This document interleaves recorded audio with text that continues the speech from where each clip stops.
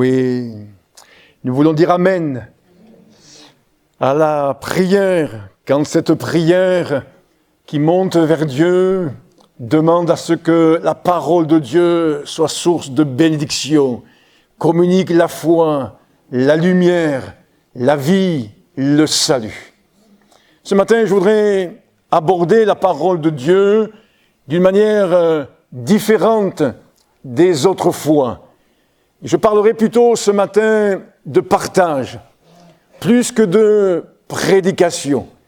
Il n'est pas simplement question ce matin d'apporter un enseignement, une instruction, mais je voudrais partager avec vous. Et le titre de ce partage, justement, c'est « Partage sur le jeûne », sur le fait de s'abstenir, de s'alimenter. Je dis cela parce que peut-être vous vous souvenez qu'il y a quelques années en arrière, il y a eu cette idée dans notre pays de France par les dirigeants de supprimer les accents. Je ne sais pas si ça vous rappelle quelque chose. Et pour pouvoir simplifier l'orthographe et la grammaire française.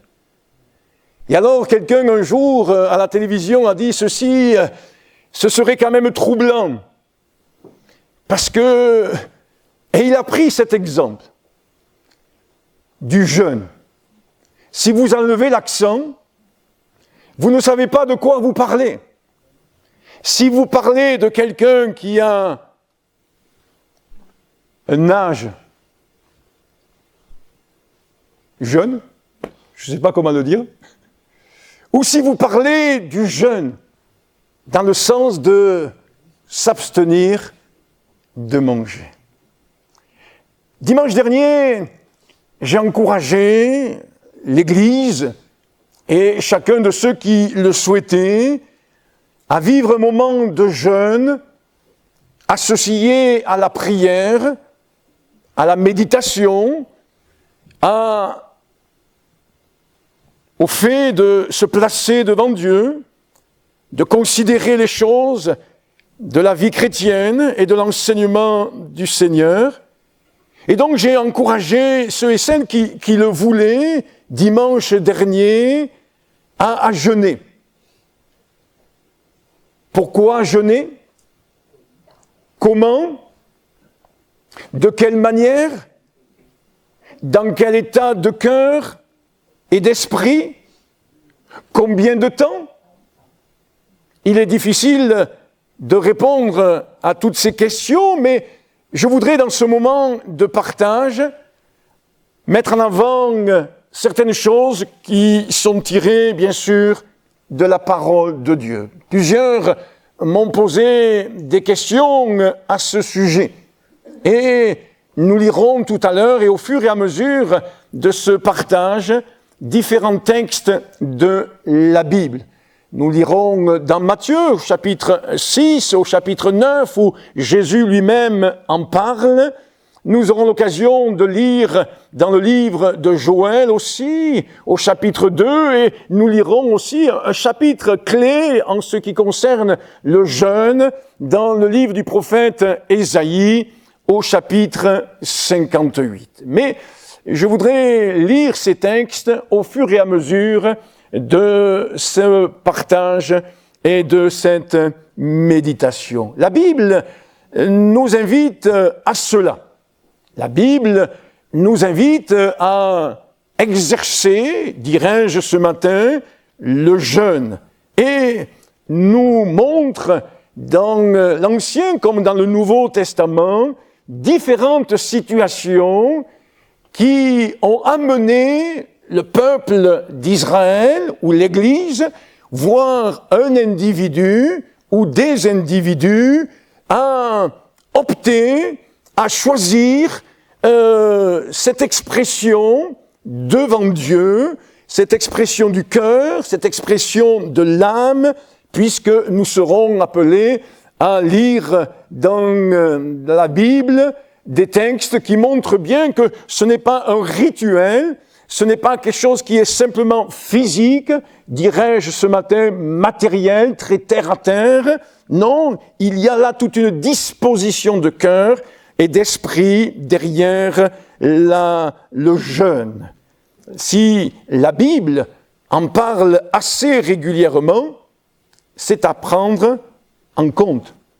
Et lorsque tout au long de cette semaine, je mettais sur papier quelques textes, quelques références bibliques, je me suis aperçu que même moi, qui lis la Bible depuis 40 ans, je ne m'étais jamais aperçu qu'il y avait autant de textes qui parlaient du jeûne. Et je ne vais pas parler ou comparer ces textes qui parlent du jeûne à d'autres textes, mais des fois, on peut s'apercevoir que dans les églises évangéliques de Pentecôte, on met l'accent sur certaines choses qui sont moins dites, moins écrites que le jeûne, par exemple.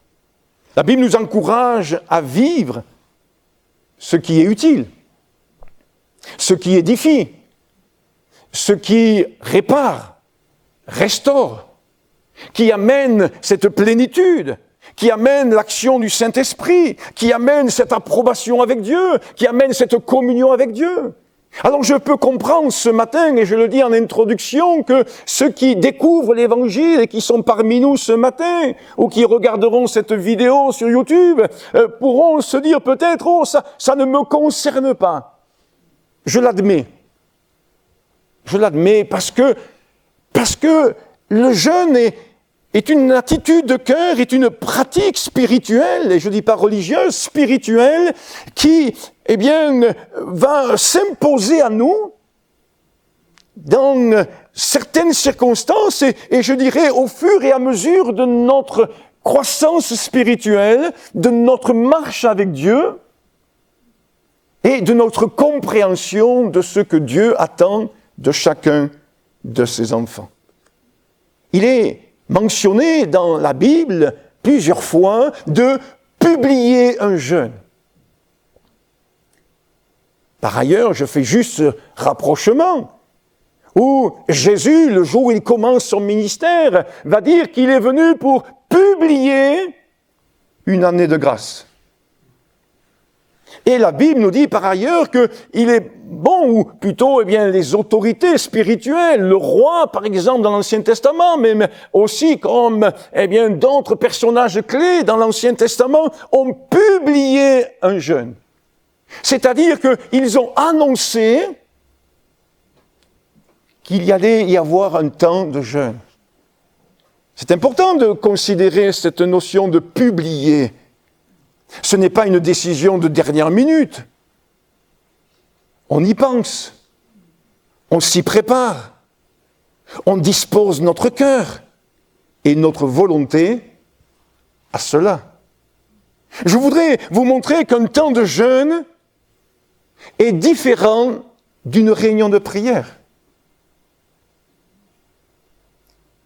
Si je veux être assez catégorique ou schématique, je dirais qu'une réunion de prière, c'est une réunion où on demande. On demande. Et si vous participez aux réunions de prière dans l'église, vous allez vite vous en rendre compte. Seigneur, bénis cette personne, tu vois, cette personne est malade, je te demande de la guérir. Cette personne est fatiguée, je te demande de la renouveler. Cette personne est là troublée dans son esprit, éclaire-la. Vous voyez, on demande. Le jeûne, quand on regarde les textes bibliques, ce n'est pas l'occasion pour nous de faire une liste de demandes à Dieu, mais c'est l'occasion pour nous de pouvoir rentrer en nous-mêmes. Et j'emploierai tout à l'heure des mots du vocabulaire de la Bible qui nous montrent bien qu'il y a là le fait qu'on se place devant Dieu. Et cette expression, on se place devant Dieu, les chrétiens nés de nouveau la connaissent. C'est-à-dire que je suis là dans la présence de Dieu et je prends le temps de m'examiner. Je prends le temps de considérer les choses. Je prends le temps de permettre à Dieu de me sonder, de pouvoir, m'évaluer. Permettez-moi cette expression. M'examiner. Si la Bible en parle, c'est qu'il y a de bonnes raisons de pratiquer le jeûne. Les besoins, les situations difficiles sur le plan spirituel, physique, matériel, bien d'autres nous poussent parfois à jeûner. Et j'espère être clair d'ici quelques minutes par rapport à cette expression « nous pousse à jeûner ». Mais aussi devant des décisions à prendre, face à un besoin de ressourcement spirituel. Parce qu'il y a aussi peut-être devant nous des blocages. Il y a des situations où il y a des blocages spirituels. Il y a là, des nœuds ténébreux. Et si je vous regarde moins ce matin et que je regarde un peu plus mes notes, c'est pour ne rien oublier. Et que nous puissions comprendre cela. Alors permettez un petit tour d'horizon des jeûnes dans la Bible. Par exemple, et je ne peux pas les développer, les lire avec vous, c'est vraiment un survol ce matin et un partage. Et puis, il n'y a peut-être pas d'ordre dans ce que je vais dire, il n'y a pas un ordre précis. Mais dans Jonas, dans ce livre de Jonas, après un appel à la repentance, il nous est dit que cette ville de Ninive, les Ninivites qui n'étaient pas parmi le peuple d'Israël, eh bien, ils ont publié un jeûne pour exprimer la repentance, pour dire pardon à Dieu. Parce qu'il y avait là, une annonce particulière, que s'il n'y avait pas de repentance, dans 40 jours, Ninive serait détruite. Et ça a saisi du roi jusqu'au plus petit de la société, et ils ont publié un jeûne, et il y a eu vraiment une action de repentance, et il nous est dit que Dieu a changé ses plans. Et au lieu d'exercer un jugement comme il l'a fait sur Sodome et Gomorrhe, il a secouru ce peuple. Malgré la faiblesse et les manquements de son serviteur Jonas. On peut exprimer de la repentance, vous allez me dire, sans jeûner. C'est vrai. C'est vrai. Le jour où je me suis repenti, que j'ai demandé pardon à Dieu parce que j'étais convaincu par le Saint-Esprit que ma vie était une vie de pécheur, de misère et d'iniquité, je n'ai pas jeûné. Cependant, dans l'expression du jeûne, il y a l'expression de tout ce renoncement. Et en d'autres termes, ce renoncement à ce qui est utile pour notre corps, la nourriture. Un jeûne face à l'ennemi. Josaphat publia un jeûne pour tout Juda. Vous lirez cela dans le 2e livre des Chroniques. Et quelqu'un pourrait me dire la même remarque. On peut mener le combat spirituel sans jeûner. C'est vrai, heureusement, on ne jeûne pas 7 jours sur 7, 365 jours par an.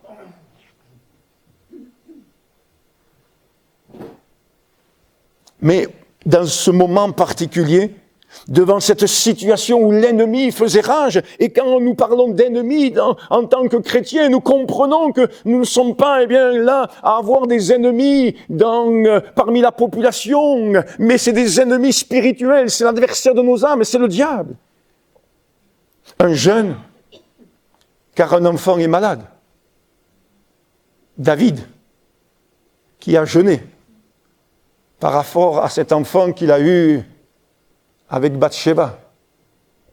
Et je remarque ceci, ça va peut-être vous choquer, vous surprendre, mais le jeûne ne veut pas amener obligatoirement le succès. Le jeûne, ce n'est pas la grève de la faim que je fais pour obliger Dieu à dire oui. Et cet enfant est mort. Et nous avons besoin de comprendre cela.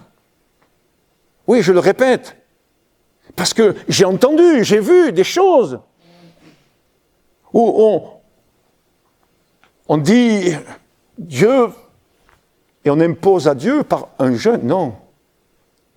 Non, non. Le jeûne n'amène pas toujours à ce que Dieu nous réponde favorablement, selon notre point de vue. Un jeûne aussi pour bénéficier d'une autorité spirituelle. Dans Matthieu au chapitre 17, verset 21, voici que Jésus dira ceci, cette sorte de démon ne sort que par la prière et par le jeûne. Et quand je lis cela, je me dis, il y a bien une raison que le jeûne existe. Sinon, alors on déchire toutes les pages et tous les versets, on les raye de la Bible qui nous parle du jeûne. Donc il y a bien une raison qui peut-être m'échappe. Et je veux vous le confesser ce matin.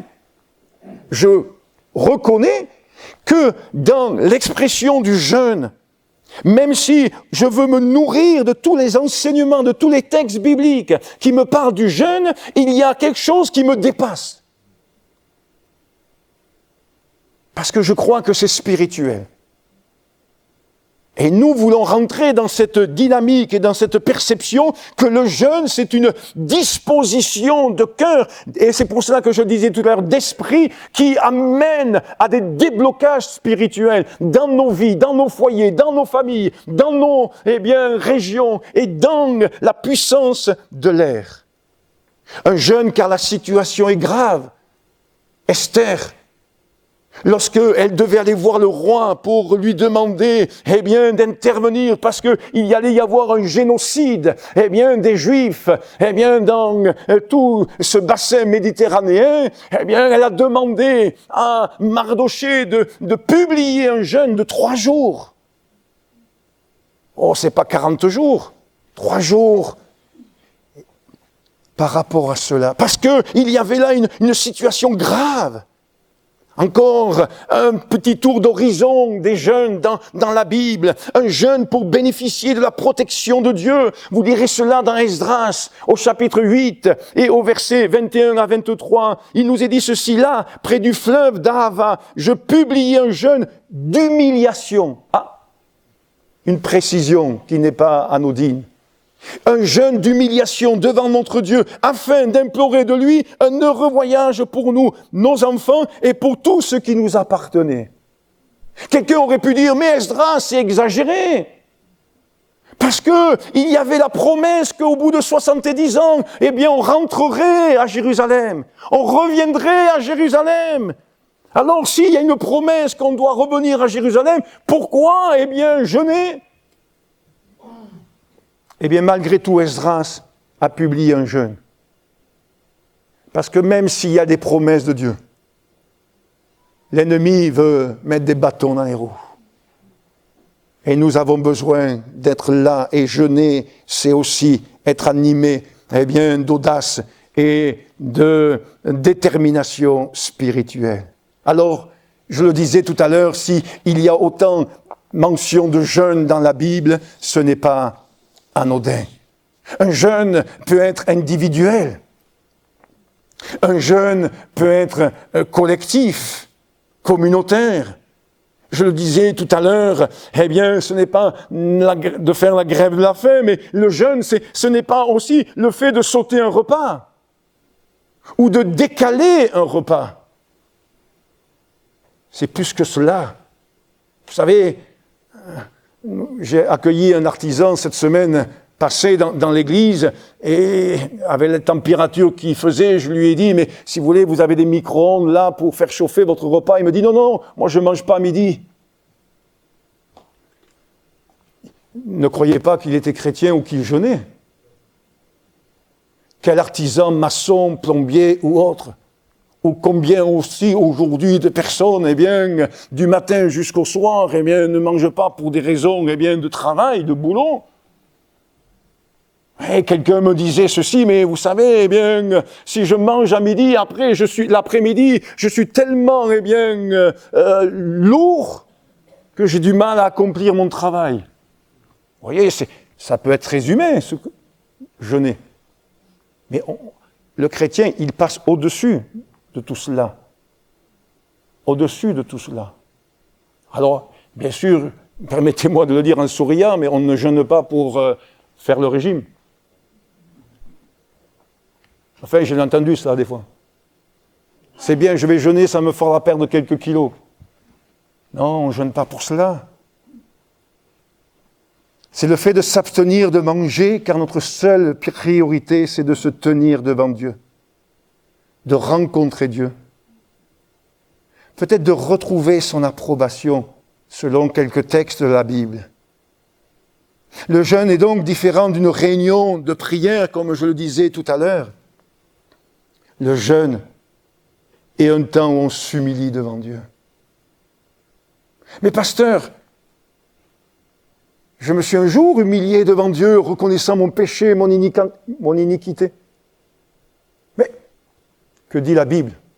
Si mon peuple, sur qui est invoqué mon nom, s'humilie, prie et me cherche. Et le peuple de Dieu doit se maintenir dans cette humilité. Le peuple de Dieu doit se maintenir dans cette position que l'apôtre Paul, résume de cette manière-là. Je fléchis le genou devant le Père. Quelqu'un a dit un jour, pour se tenir debout, il faut être à genoux. Paradoxe. Si tu es debout, tu n'es pas à genoux. Mais sur le plan spirituel, oui, c'est cela. Si nous voulons tenir debout face à l'adversaire, si nous voulons, face, à toutes les situations, particulières, toutes les ruses du diable, si nous voulons être animés de discernement, si nous voulons être animés de l'Esprit de Dieu, si nous voulons, voir l'ennemi lâcher prise, nous avons besoin d'être à genoux. Et nous n'allons pas être comme cette chrétienne dans une assemblée où j'ai servi Dieu, que j'ai dû reprendre parce qu'elle a, apporté une prophétie un jour et dans sa prophétie, il y avait des choses intéressantes, mais à un moment donné, elle a dit, si vous ne vous tenez pas à genoux, il n'y aura pas de réponse. Alors je lui dis, ma sœur, non.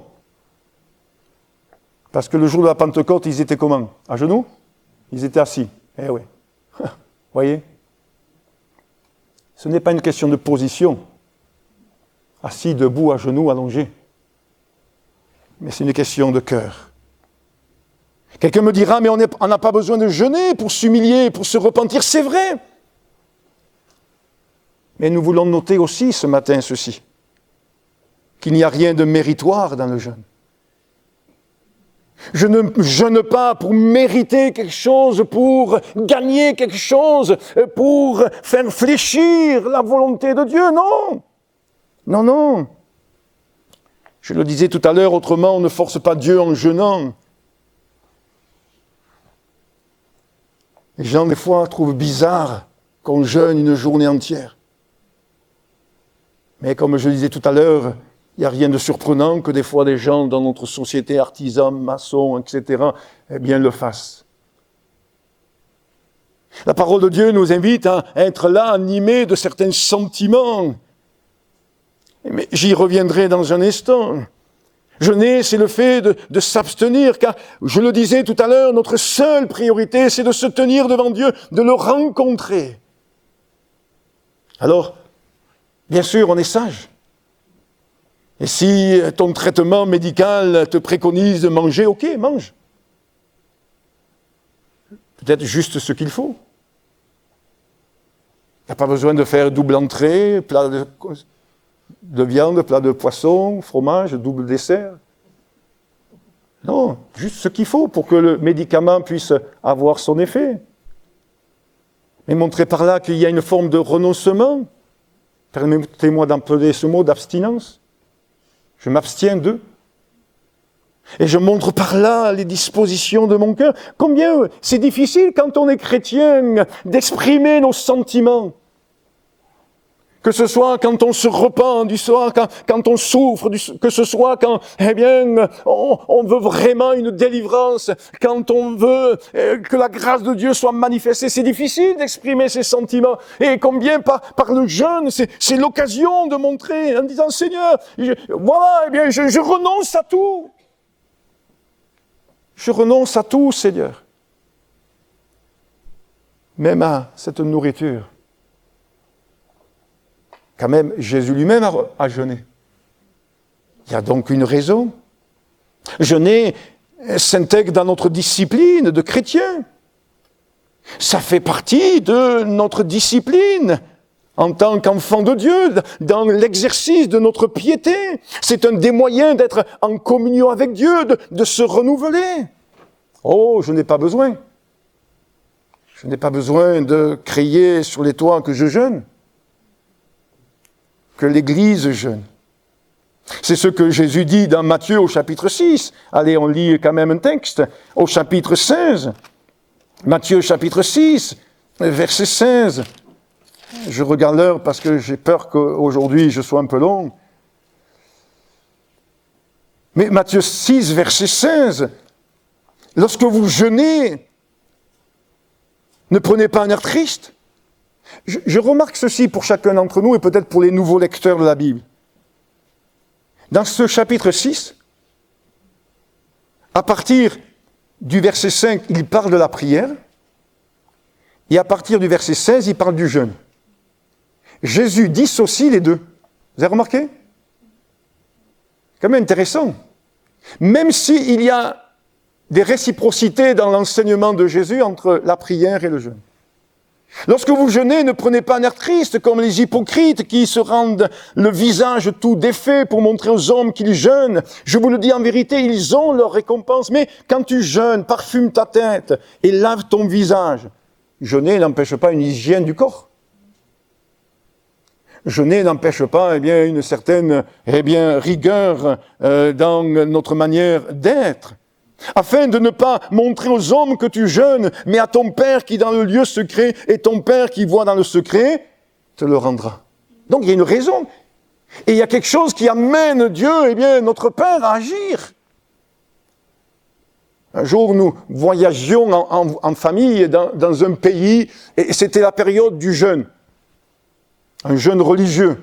Il faut faire attention dans la manière dont je vais m'exprimer. Et on rentre dans une boutique, pour le plaisir des yeux, parce que là-bas, c'est tout pour le plaisir des yeux. Et il n'y a personne. Alors, je m'approche du comptoir et je regarde derrière le comptoir et il y avait un monsieur allongé. Il me dit, je suis fatigué, je jeûne.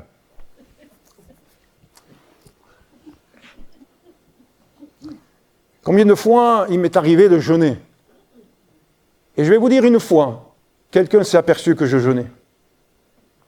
J'étais sur la Côte d'Azur à l'époque, on était sur la Côte d'Azur et je vais rendre une visite à un monsieur à l'hôpital de Nice. Sa sœur était une chrétienne de l'église à Antibes et elle nous a demandé, alors on s'est, entre les deux pasteurs, on a décidé que ça serait moi qui irais, donc je vais voir ce monsieur à l'hôpital de Nice et bien sûr, j'avais pris le temps de me brosser les dents, j'avais pris le temps, de me parfumer, comme le dit le texte biblique. Et je me présente, je salue, je prends des nouvelles de sa santé, enfin comment il va, les soins, etc. Et au bout d'un moment, ce monsieur, il me regarde, il me dit, vous êtes en train de jeûner. Il est passé du coq à l'âne. Et je n'allais pas mentir. Je dis oui, je jeûne. Elle me dit, ça se sent. Ça se voit. Pas ça se sent parce que j'avais une mauvaise haleine. Hein.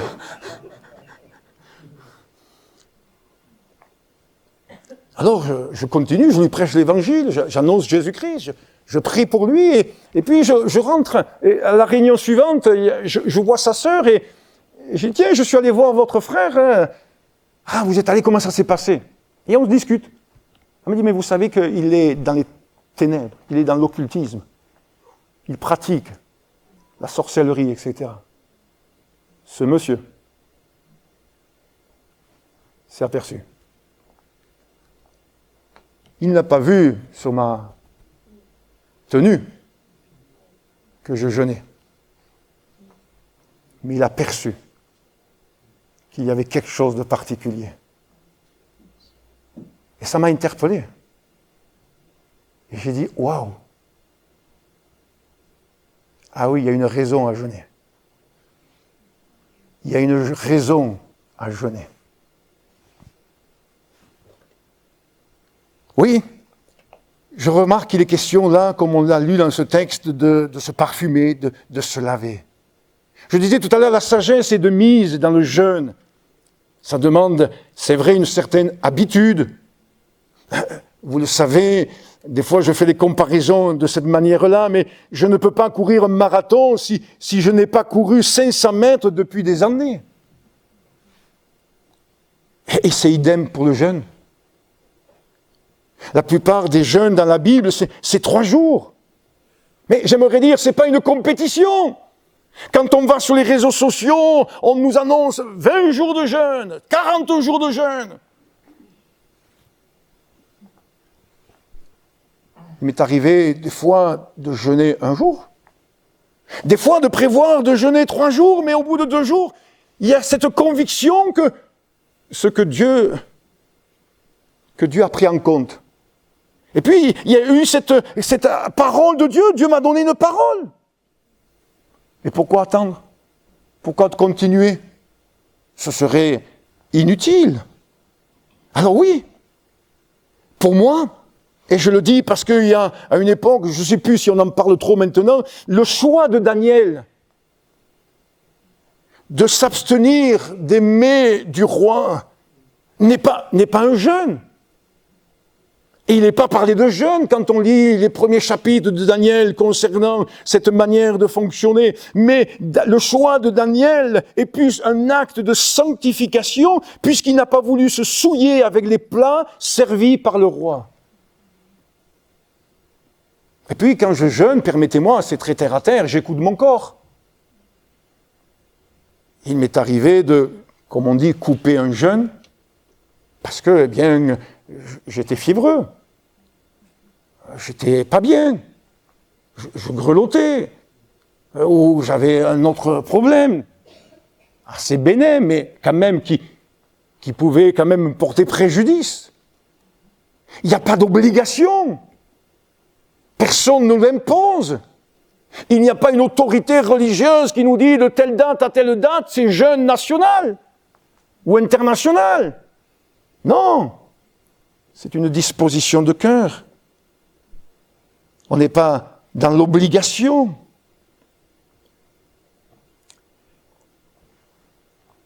Dieu est là pour nous aider. Alors dans Ésaïe 58, il nous est fait mention de ce qu'est le vrai jeûne.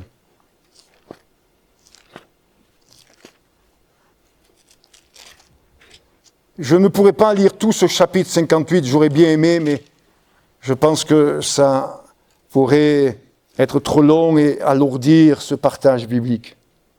Mais dans Ésaïe 58, vous le lirez à votre domicile et je vous invite à vous arrêter phrase après phrase, de ne pas lire cela comme un roman, de ne pas lire cela comme un récit d'un miracle de Dieu ou d'une parabole, où ce qui est important, c'est la conclusion. Non, chaque phrase, chaque verset a son importance là, et on comprend que il y a, eh bien, des personnes du temps d'Ésaïe qui s'abstiennent de manger, mais ça n'a aucun impact spirituel. Ça ne fait pas bouger Dieu d'un seul pouce. Et même Dieu désapprouve. Et ces gens disent ceci, mais que nous sert de jeûner si tu ne le vois pas? De mortifier notre âme si tu n'y as point égard. Verset 3. Et puis Jésus va dire, voici le jour, ou plutôt Dieu va dire, voici le jour de votre jeûne, vous vous livrez à vos penchants et vous traitez durement tous vos mercenaires.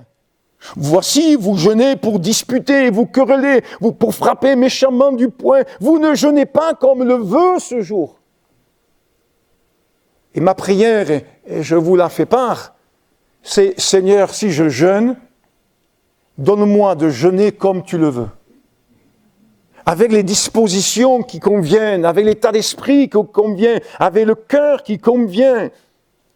Parce qu'on s'aperçoit que Dieu veut prendre plaisir au jeûne. C'est ce qu'il dit au verset 5. Est-ce là le jeûne auquel je prends plaisir, un jour où l'homme humilie son âme? Comment puis-je prendre, Jean-Luc, mon âme et l'exprimer à Dieu, montrer que mon âme est en souffrance?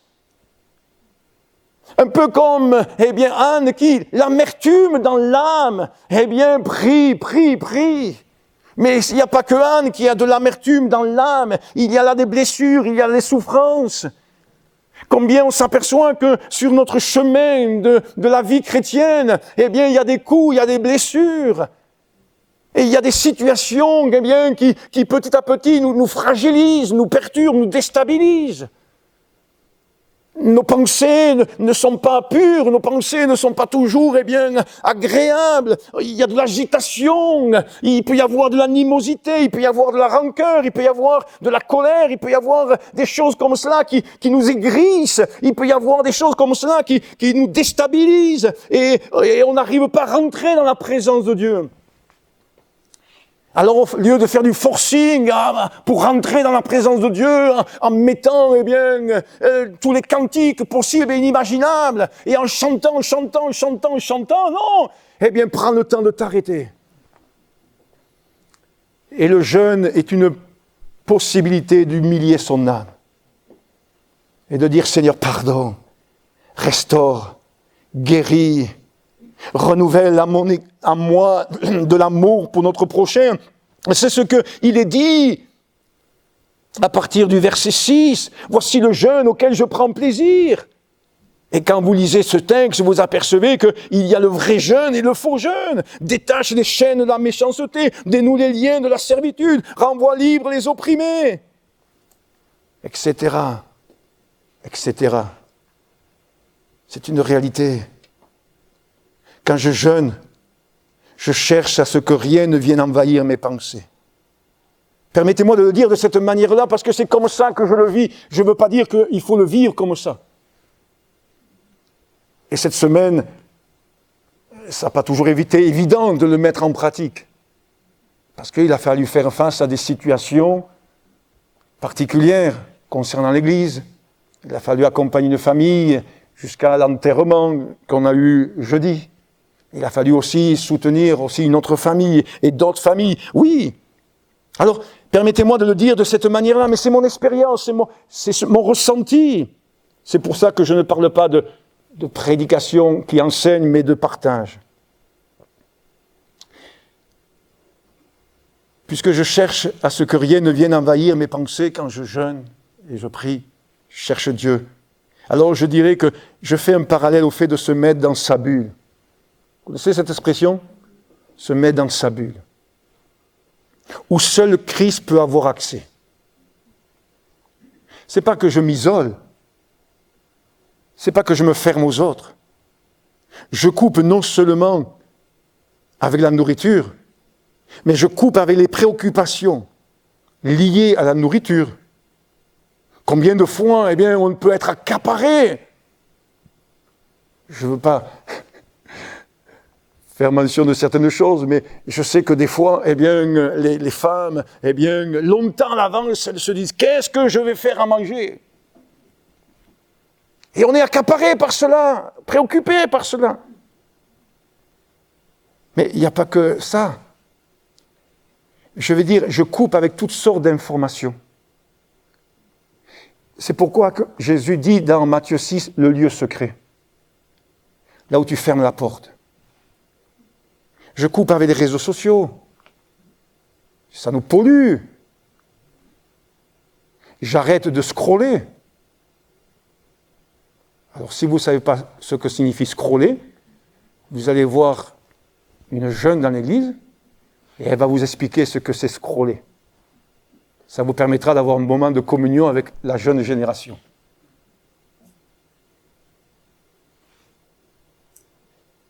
Je coupe avec la télévision. Depuis tout petit, parce que j'allais le voir quand il passait en France, j'allais voir le Paris-Dakar. Cette semaine, je n'ai pas vu les résumés du Paris-Dakar le soir. J'ai préféré rester dans ma bulle, à chercher Dieu. Au point que je disais à ma femme, le club de Montpellier Football a joué vendredi soir, je ne le savais même pas. Bon, peut-être c'est mieux, ils ont gagné cette fois-ci. Jusqu'à présent, ils ne faisaient que perdre. C'est le temps où on se met dans sa bulle. Jésus n'a pas jeûné n'importe où. Il n'a pas jeûné au temple. Il n'a pas jeûné dans une synagogue. Il est allé jeûner où ? Dans le désert. Un endroit. Et puis, quand il y avait trop d'allées et venues, Jésus cherchait à se mettre à l'écart. Une mise à part. C'est un temps où l'on médite, on s'examine, on se repent, on s'humilie, on repasse dans son cœur la parole de Dieu, les promesses de Dieu, on écoute Dieu, on cherche à être sensible à sa voix, etc., etc. Le vrai jeûne, c'est déchirer nos cœurs et non nos vêtements. Je vais bientôt finir. Ça, c'est la première fois que je le dis. Joël, allez, lisez avec moi ce texte. Et si vous n'avez pas lu le livre de Joël depuis des mois et des années, alors, sincèrement, frères et sœurs, chers amis, lisez le livre de Joël. Juste après Osée, vous avez les grands prophètes, hein, d'accord, Ézéchiel, Daniel, et puis vous avez Osée. Et comme j'aime le dire de temps en temps, pour pouvoir s'en souvenir, Osée a osé être le premier des petits prophètes. Osée, et en Osée, vous avez Joël 2, versets 12 à 17. C'est extraordinaire de comprendre ceci, c'est que le passage que nous avons lu, c'est un passage qui se trouve avant, vous allez me dire, mais il est fort ce pasteur, avant le verset 28. Eh oui, le verset 12 se trouve avant le verset 28. Mais le verset 28, c'est quoi? C'est la promesse de la Pentecôte. C'est la promesse du Saint-Esprit. C'est la promesse de la vie de Dieu, etc. Oh, alors Joël 2, verset 17. Maintenant encore, dit l'Éternel, revenez à moi de tout votre cœur. Il parle à son peuple, avec des jeûnes, avec des pleurs et des lamentations.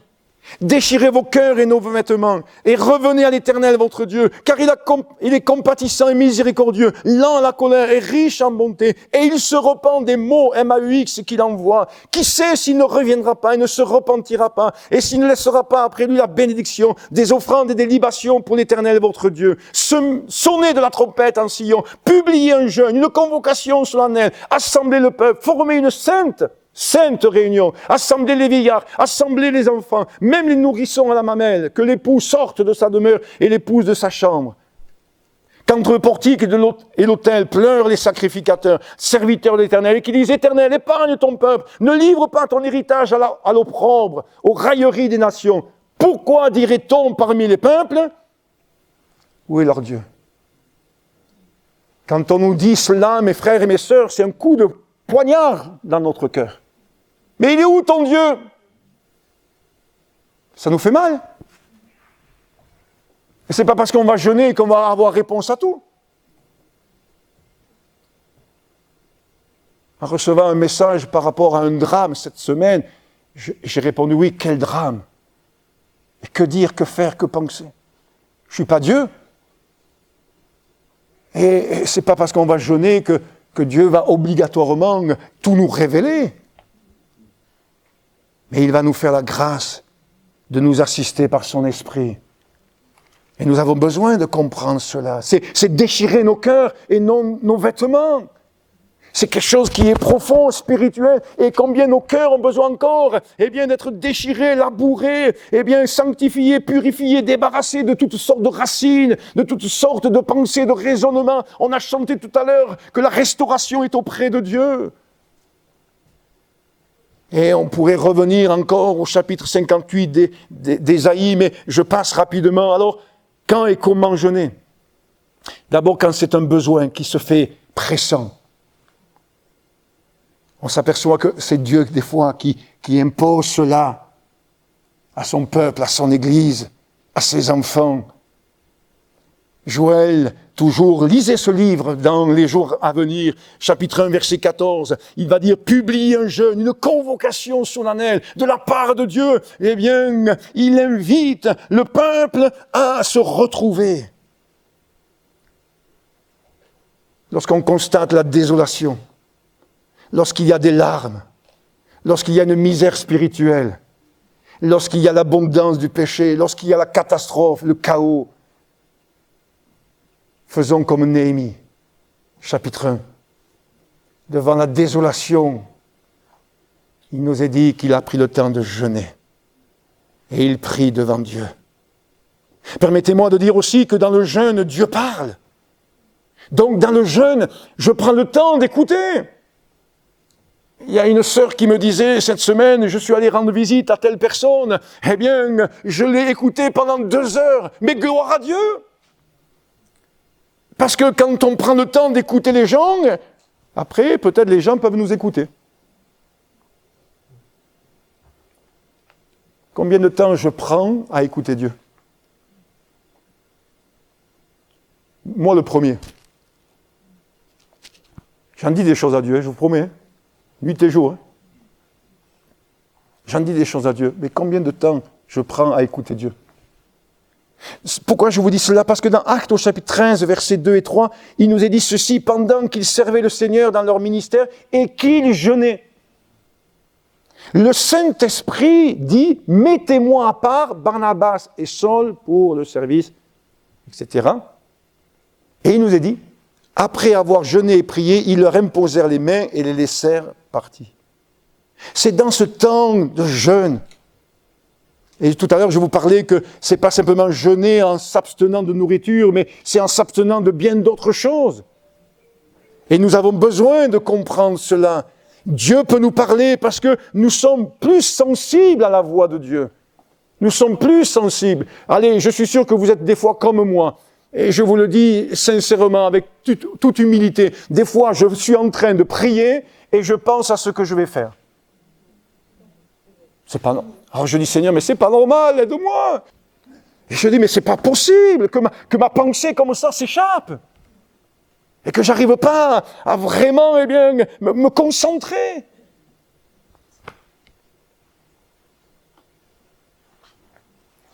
Que Dieu nous fasse grâce. On prie pour que la parole de Dieu s'accomplisse. On jeûne pour que la parole de Dieu s'accomplisse. Lisez Daniel chapitre 9, et vous verrez au verset 3 que Daniel, après avoir lu dans les livres qu'il devait s'écouler 70 ans d'exil, a décidé de jeûner. Et je le disais tout à l'heure, il aurait pu dire, ah ben c'est bon, trac, allez, hop, on fait la valise, et on rentre à Jérusalem. Non, non, non, il y a un temps de jeûne. Il y a bien une raison. Alors, au début d'une nouvelle étape dans notre vie aussi, dans la vie de l'Église, il est important de jeûner. Je fais juste ce lien pour chacun d'entre nous, c'est que ce n'est pas à n'importe quel moment que Jésus a jeûné. C'est au début de son ministère terrestre. Luc chapitre 4. Et vous remarquerez ceci qu'il nous est dit au début du chapitre 4, qu'il a été conduit dans le désert par l'Esprit. Donc c'est quand même quelque chose qui est spirituel, que suscite le Saint-Esprit. Bien sûr, il faut être sensible au Saint-Esprit et obéissant. Et puis, donc, Jésus jeûne, il y a cette tentation, etc. Et puis, après, le texte continue, et il nous est dit ceci, que Jésus rempli du Saint-Esprit. Oh, Seigneur, mais c'est bon, ça! Parce que, le fait qu'il a jeûné, nous montre qu'il a été rempli du Saint-Esprit. Alors, quelqu'un va me dire, oh, pasteur, attendez. Vous laissez entendre qu'avant, il n'était pas rempli du Saint-Esprit? Non, c'est Jésus. Ok. Et ce que je veux noter, c'est quoi? C'est que, le fait de chercher Dieu va nous amener à être remplis du Saint-Esprit. Le premier jeûne auquel j'ai participé, c'est là où j'ai été baptisé dans le Saint-Esprit, que je me suis mis à parler en langue. Et ça m'a marqué. Ça m'a marqué. Quand vous avez 17 ans et que vous ne mangez pas, ça fait un peu drôle quand même, hein? Parce qu'à cet âge-là, c'était triple cheeseburger et compagnie, quoi. Eh oui. Alors, ce que le vrai jeûne peut apporter, vous voyez, j'ai le petit geste qui va bien. Vous voyez, je ferme la Bible. Alors les gens, ils se disent, tiens, ils ferment la Bible, c'est bon. C'est bientôt fini. Ce que le vrai jeûne peut apporter, de retrouver l'approbation de Dieu sur sa vie. Vous lirez Ésaïe 58. D'être revêtu de l'Esprit. Luc 4, je viens de le dire. Du discernement. Quand vous pensez à Anne la prophétesse, dans Luc au chapitre 2. Et puis, ça apporte le salut dans toute sa dimension. Et vous le lirez dans la fin du chapitre 58 d'Ésaïe, où il nous est dit, alors ta lumière poindra comme l'aurore, et ta guérison germera promptement, ta justice marchera devant toi, et la gloire de l'Éternel t'accompagnera. Est-ce que l'Église de Jésus-Christ ici à Ganges veut cela? Ah, il y a quelques amens. Nous voulons cela. Alors, frères et sœurs et amis, peut-être comprenez que si nous jeûnons, ce n'est pas par obligation. Ce n'est pas pour mériter une grâce de la part de Dieu, parce que les grâces ne se méritent pas. Ce n'est pas quelque chose qui nous est imposé, mais c'est le cœur. Le cœur et l'âme qui veut chercher Dieu, qui veut rencontrer Dieu. Alors si Jésus a jeûné, si la Bible en parle autant, si la Bible nous dit comment et pourquoi jeûner, alors acceptons cela, même si la chair ne nous y encourage pas en aucune manière.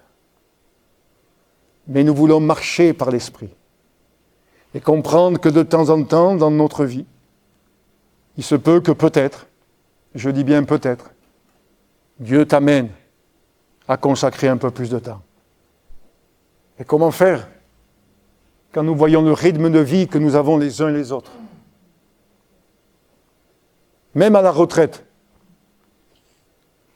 Alors, je ne suis pas pressé d'y être parce que je vous vois plus occupés des fois, vous, à la retraite, que nous, actifs. Non, je plaisante.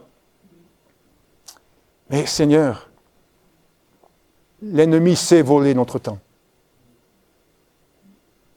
Mais nous voulons, par l'Esprit, prendre le temps de chercher Dieu, de déchirer nos cœurs devant la misère qu'il y a dans ce monde, devant la violence qu'il y a dans ce monde, devant la froideur qu'il peut y avoir aussi dans l'Église de Jésus-Christ. Je ne parle pas d'ici, je parle d'une manière générale. Et nous voulons déchirer nos cœurs et non nos vêtements. Nous ne voulons pas que ce soit quelque chose qui en mette plein la vue, qui impressionne les gens, non. On veut rester là dans l'humilité, mais prendre le temps de chercher Dieu. À lui soit la gloire. Merci de votre écoute. Merci de m'avoir permis de partager cela avec vous. Je veux prier Jésus maintenant.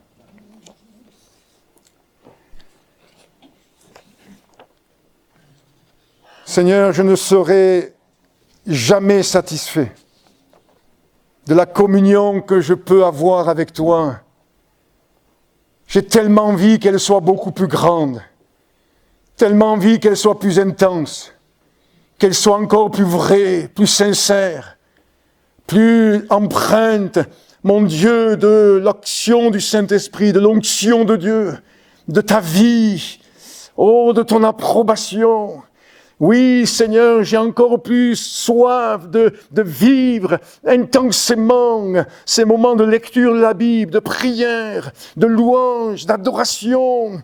Oh, où mon cœur s'ouvre à ta grâce, où mon oreille est exercée à entendre ta voix, où, mon Dieu, je suis vraiment, libéré de tout ce qui pourrait, m'accaparer, me déstabiliser. Mon Dieu, être un frein à l'action de ton esprit, un frein et une source de tristesse au Saint-Esprit. Seigneur, viens nous aider. Et que ces quelques paroles que j'ai partagées là avec l'auditoire puissent nous amener à considérer que, Seigneur, ce qu'est le jeûne, et que cela a sa place dans la vie de chaque chrétien et dans la vie de l'Église. Merci de nous accompagner, Seigneur. Amen.